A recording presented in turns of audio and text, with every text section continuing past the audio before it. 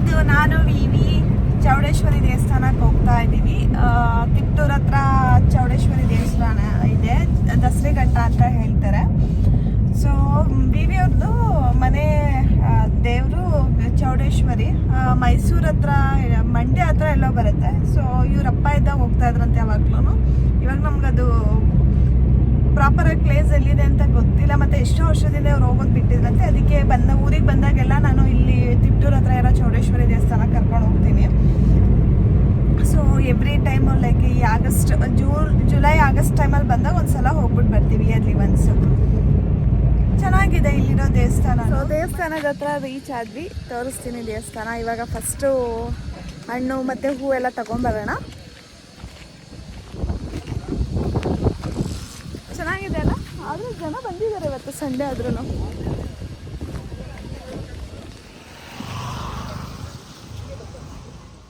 ಪೂಜೆಗೆ ಬೇಕಾದಂಥ ಐಟಮ್ಸ್ ಎಲ್ಲ ತೊಗೊಂಡ್ವಿ. ಸೊ ಇವಾಗ ದೇವಸ್ಥಾನದೊಳಗಡೆ ಹೋಗ್ತಾ ಇರೋದು. ಸೊ ಜಾಗ ಅಂತೂ ತುಂಬ ಚೆನ್ನಾಗಿದೆ, ಸ್ಪೇಷಿಯಸ್ ಆಗಿದೆ, ತುಂಬ ದೊಡ್ಡ ಜಾಗ ಇದೆ. ಸೊ ಊರಲ್ಲಲ್ವ ಇರೋದು, ಹಳ್ಳಿನಲ್ಲಿ ದೇವಸ್ಥಾನ. ಸೊ ಯಾರಾದರೂ ಗಾಡಿನಲ್ಲೆಲ್ಲ ಬಂದರೆ ಪಾರ್ಕಿಂಗ್ದು ಟೆನ್ಷನ್ ಏನಿಲ್ಲ. ಸೊ ಜಾಗ ತುಂಬ ಇದೆ ದೇವಸ್ಥಾನದ ಎದುರುಗಡೆ.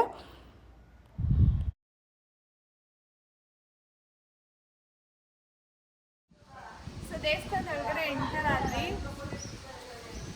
ಸೊ ನಾನು ಈಚೆ ನೋಡಿಬಿಟ್ಟು ಕಾರ್ಗಳನ್ನ ತುಂಬ ಜನ ಇರ್ತಾರೇನೋ, ರಶ್ ಇರುತ್ತೆ ಅಂದ್ಕೊಂಡು ಬಂದೆ. ಒಳಗಡೆ ಬಂದರೆ ಯಾರೂ ಜನ ಇರಲಿಲ್ಲ, ಕಮ್ಮಿ ಜನ ಇದ್ದರು. ಸೊ ದರ್ಶನ ಅಂತೂ ತುಂಬ ಚೆನ್ನಾಗಾಯಿತು. ಸೊ ಆ್ಯಕ್ಚುಲಿ ಇಲ್ಲಿ ಫಸ್ಟು ಪೂಜೆ ಮಾಡಿಸೋದಕ್ಕಿಂತ ಮುಂಚೆ ಇಲ್ಲಿ ರೆಸಿಪ್ಟ್ ತೊಗೋಬೇಕು ಪೂಜೆ ಮಾಡಿಸೋದಕ್ಕೆ. ಸೊ 50 ರೂಪೀಸ್ ಕೊಟ್ಟರೆ ರೆಸಿಪ್ಟ್ ಕೊಡ್ತಾರೆ ಪೂಜೆಗೆ. ಸೊ ಯಾರಾದರೂ ಗರ್ಭಗುಡಿ ಒಳಗಡೆ ಹೋಗ್ಬಿಟ್ಟು ಪೂಜೆ ಮಾಡಿಸ್ಬೇಕಂದ್ರೆ 500 ರೂಪೀಸ್ ಕೊಟ್ಬಿಟ್ಟು ರೆಸಿಪ್ಟ್ ತೊಗೋಬೇಕು. ನಾನು ನಾರ್ಮಲ್ ರೆಸಿಪ್ಟೇ ತೊಗೊಂಡಿದ್ದೆ 50 ರೂಪೀಸ್ದು. ಸೊ ನಮ್ಮದು ದರ್ಶನ ಮುಗಿಸ್ಕೊಂಡ್ವಿ. ಆ್ಯಕ್ಚುಲಿ ಅಲ್ಲಿ ಫೋಟೋಸು ವೀಡಿಯೋಸು ತೆಗಿಬಾರ್ದು ಅಂತ ಹೇಳ್ತಾನೆ ಇದ್ದರು. ಸೊ ನಂಗೆ ಅದಕ್ಕೆ ಕ್ಯಾಪ್ಚರ್ ಮಾಡೋಕ್ಕಾಗಿಲ್ಲ ಒಳಗಡೆಯಿಂದ. ಸೊ ಈಚೆಗಡೆ ಬಂದಮೇಲೆ ನಾನಲ್ಲಿ ಕೇಳಿದೆ ಪರ್ಮಿಷನ್ನು. ಸೊ ಒಂದು ವೀಡಿಯೋ ಮಾಡ್ಕೋಬೋದಾ ಅಂತ. ಸೊ ಈಚೆಯಿಂದ ದೂರದಿಂದನೇ ಮಾಡಿದೆ. ಹಂಗೂ ಝೂಮ್ ಹಾಕ್ಬಿಟ್ಟು ದೇವ್ರನ್ನ ತೋರಿಸೋದಕ್ಕೆ ಟ್ರೈ ಮಾಡಿದ್ದೀನಿ. ನಾವು ಚೌಡೇಶ್ವರಿ ದೇವರು ದರ್ಶನ ಮುಗಿಸ್ಕೊಂಡು ಕರಿಯಮ್ಮ ದೇವಿ ಅಂತಲೇ ಇದೆ, ಅದ್ರ ನೆಕ್ಸ್ಟ್ ಎದುರುಗಡೆನೇ ಇದೆ ಕರಿಯಮ್ಮ ದೇವಿ. ಸೊ ಆ ದೇವ್ರ ದರ್ಶನಕ್ಕೆ ಹೋದ್ವಿ. ಸೊ ಯಾರಾದರೂ ದೃಷ್ಟಿ ತೆಗೆಸ್ಕೋಬೇಕಂದ್ರೆ ಈ ದೇವ್ರ ಹತ್ರ ಪೂಜೆ ಮಾಡಿಸ್ಕೊಂಡು ತೆಗೆಸ್ಕೋಬಹುದು. ದರ್ಶನ ಚೆನ್ನಾಗಾಯ್ತಲ್ಲ ವಿವಿ? ಸೊ ಇವಾಗಷ್ಟೇ ಎಲ್ಲ ದರ್ಶನ ಮುಗಿಸ್ಕೊಂಡು ಸ್ವಲ್ಪ ಹೊತ್ತು ಕೂತಿದ್ದೀವಿ ದೇವಸ್ಥಾನದ ಹತ್ರ. ಪ್ರಶಾಂತವಾಗಿದೆ ಜಾಗ, ಅದಕ್ಕೆ ಸ್ವಲ್ಪ ಹೊತ್ತು ಕೂತಿದ್ದು ಹೋಗೋಣ ಅಂತ ಕೂತಿದ್ದೀವಿ. ಚೆನ್ನಾಗಾಯಿತು ಪೂಜೆ ಅಂತೂ. ಇವತ್ತು actually Sunday, Friday, Tuesday special ಪೂಜೆ ಇರುತ್ತೆ. ಯಾರಾದರೂ ಬೇಕಂದವರು ಗರ್ಭಗುಡಿನಲ್ಲಿ ಪೂಜೆ ಮಾಡಿಸ್ಕೋಬೋದು ಅಂದ್ಕೊಂಡ್ರೆ ಸೊ ಗರ್ಭಗುಡಿನಲ್ಲಿ ಪೂಜೆ ಮಾಡಿಸ್ಕೋಬೇಕು ಅಂತ ಅಂದ್ಕೊಂಡ್ರೆ ಫ್ರೈಡೇ, ಟ್ಯೂಸ್ಡೇ, ಸಂಡೇ ನೀವು ಮಾಡಿಸ್ಬೋದು.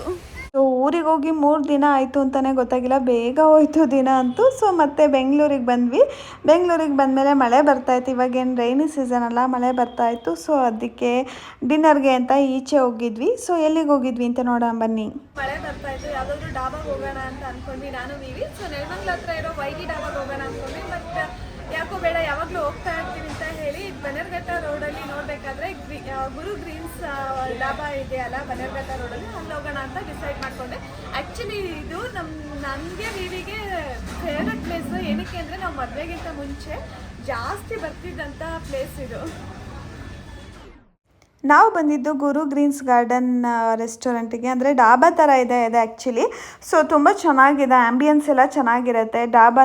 ಡಾಬಾ ಅಂದರೆ ಸೊ ಫಸ್ಟು ಅನಿಸೋದು ಬರೀ ಫ್ಯಾಮಿಲಿ ಹೋಗೋಕ್ಕಾಗತ್ತಾ, ಕ್ಲೀನ್ ಇರುತ್ತಾ ಅಂತ. ಸೊ ಇದಂತೂ ತುಂಬ ಚೆನ್ನಾಗಿದೆ ಈ ಪ್ಲೇಸು. ನೀವು ಯಾರಾದರೂ ಬನ್ನೇರುಘಟ್ಟ ನಿಯರು ರೆಸ್ಟೋರೆಂಟ್ ಹುಡುಕ್ತಾ ಇದ್ದರೆ ಈ ಗುರು ಗ್ರೀನ್ಸಿಗೆ ಆರಾಮಾಗಿ ಹೋಗ್ಬೋದು.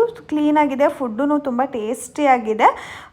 ಸೊ ಹಟ್ ಕಾನ್ಸೆಪ್ಟು ಇಲ್ಲಿ. ಹಟ್ ಒಳಗಡೆನೂ ಅಷ್ಟೇ ತುಂಬ ಕ್ಲೀನಾಗಿ ಮೇಂಟೈನ್ ಮಾಡಿದ್ದಾರೆ.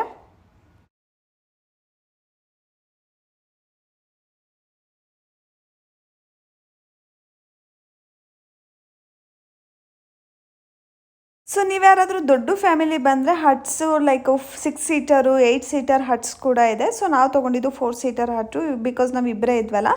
ಸೊ ಇಲ್ಲಿ ನಾವು ಮ್ಯಾಂಚೋ ಸೂಪ್ ತೊಗೊಂಡಿದ್ವಿ. ಮಳೆ ಬರ್ತಿತ್ತಲ್ಲ, ಬಿಸಿ ಬಿಸಿ ಏನಾದರೂ ಕುಡಿಯೋಣ ಅಂತ. ತುಂಬ ಚೆನ್ನಾಗಿತ್ತು ಮ್ಯಾಂಚೋ ಸೂಪ್ ಅಂತೂ, ಸಕ್ಕದಾಗಿತ್ತು.